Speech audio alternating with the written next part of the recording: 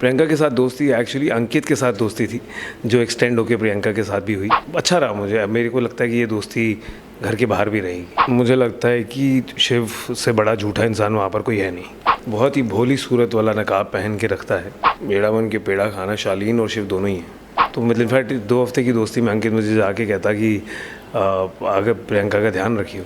उसे मुझ में कुछ सही लगा होगा, कुछ सच्चाई लगी होगी, तभी वो जाके ये कह पाया। Hey hello everyone, this is your Bollywood spy यानी कि आरजे दिव्य सोलगा। और इस वक्त मेरे साथ मौजूद हम सबके चाहिए विकास। वो कहावत है ना, अभी आए अभी बैठे अभी दामन संभाला है, लेकिन जाऊँ जाऊँ ने दम ही निकाला है। ये क्या हो गया, आए और निकल गए, कैसा थोड़ा शौक लगा क्या? टू बी ऑनेस्ट था थोड़ा सा शॉकिंग, पर अभी तो बहुत गेम बाकी थी, बहुत ड्रामा बाकी था, काफ़ी चीज़ें करनी बाकी थी, बहुत मज़े करने बाकी थे दुनिया के ऑडियंस के लिए, और काफ़ियों के नकाब उतारने बाकी थे। पर पता नहीं, इतना लिखा था शायद, और जितना लिखा था वो उतना हुआ। थोड़ा सा शौक था पर डिसअपॉइंटेड नहीं हूँ। आई विश की लंबी रहती, पर जितनी रही, जितनी लिखी थी वो अच्छी रही। तो क्या लगा आपको कि इसमें से जो थे आपके साथ नॉमिनेटेड में से कौन वीक था, जो काफ़ी टाइम से बचते आ रहा है?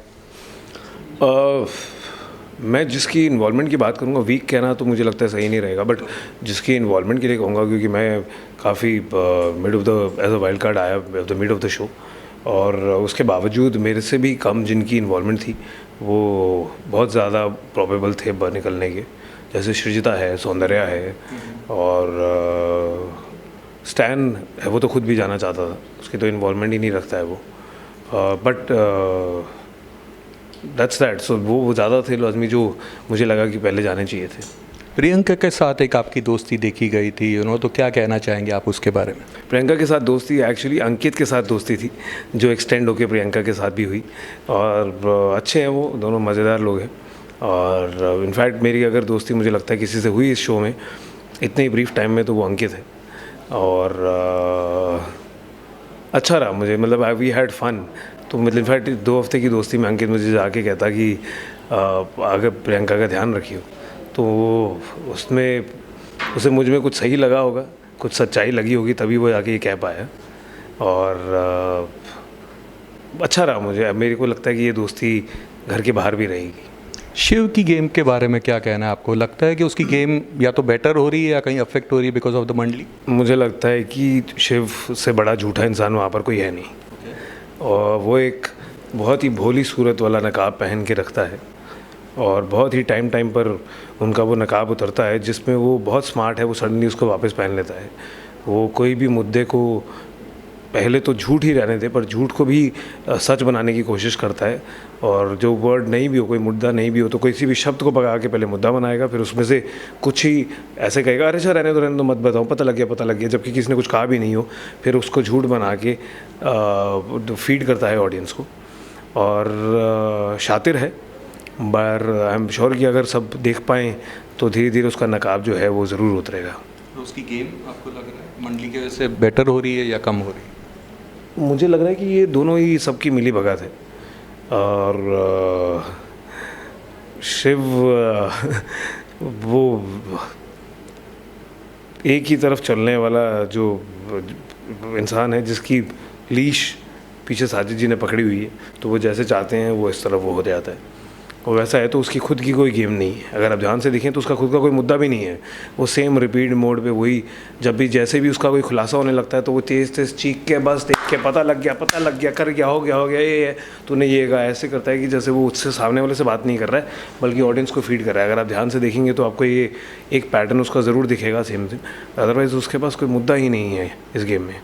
अर्चना ने बहुत पर्सनल बातें की, जो एक कमेंट किया था आपको बहुत काफ़ी हर्ट हुआ, लोगों को भी काफ़ी ट्विटर पे भी रिएक्शंस थे, क्या कहना चाहें? मुझे लगा कि सबसे हम जो करते हैं ना, उससे हमारे अंदर की नीयत और हमारी अपब्रिंगिंग दर्शाती है। वो घर है ज़रूर, प्रोवोकेशन का ये गेम है, बट फिर भी आप अपनी रूट्स को और अपनी अपब्रिंगिंग को नहीं छोड़ते हैं।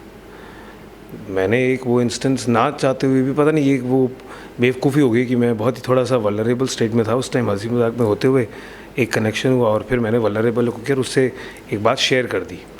उसने पूछा ऐसी रिलेशनशिप के बारे में, मेरी मैरिज के बारे में, तो उसी बातों में वो बात निकल गई।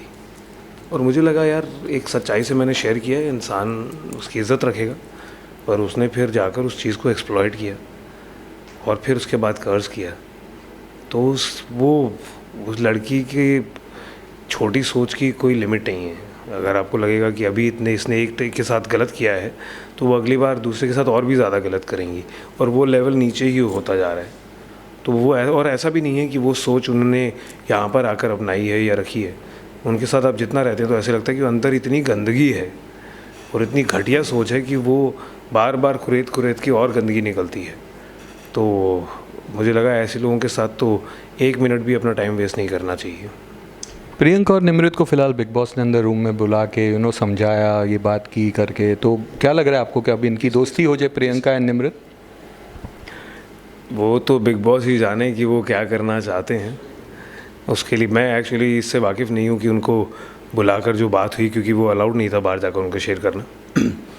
पर मुझे नहीं लगता, हाँ शायद क्योंकि अभी रिसेंटली सलमान सर ने भी कहा है कि निमृत का कोई स्टैंडिंग ही नहीं है। उसका वो अब्दू जब तक था तो उसको लाइमलाइट मिल रही थी, अब अब्दू ने भी बैक फुट पे आ गया है, तो उसको कोई लाइमलाइट की कोई उसका रीज़निंग ही नहीं है वहाँ पे।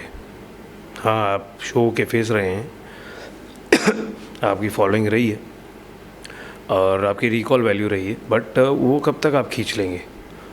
तो क्या लग रहा है, प्रियंका वर्सेस निमृत या प्रियंका वर्सेस शिव, कौन सी राइवलरी लास्ट तक चल सकती है? मुझे लगता है कि लास्ट तक तो बिल्कुल ना निमृत चलनी चाहिए ना शिव चलना चाहिए, क्योंकि जितनी जल्दी ऑडियंस उसका झूठापन देख लेगी वो उतनी जल्दी बाहर हो जाएगा।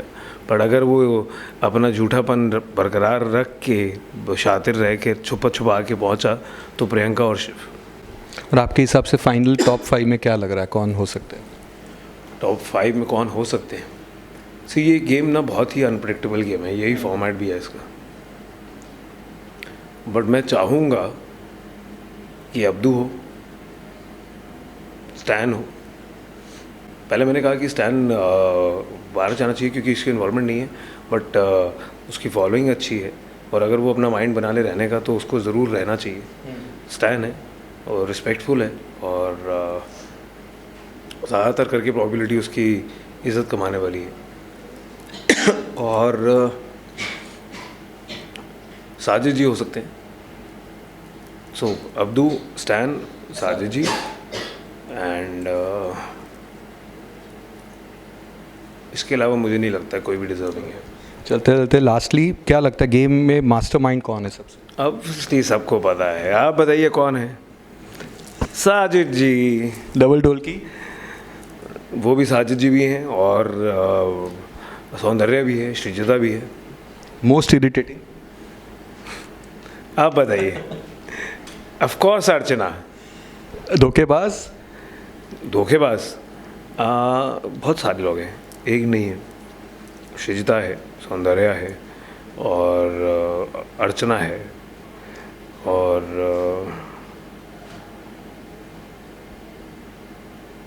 शालीन है और मंडली में भी मुझे लगता है कि काफ़ी लोग का भी शक्ल आने वाली है। वो फेज़ आने वाला है जब आप सबको वो धोखा देते हुए दिखेंगे। तीखी मिर्च प्रियंका। लास्टली येड़ा बन के पेड़ा खाना शालीन और शिव दोनों ही हैं। Thank you Vikas and all the best for all your future ventures. Thank you for having me.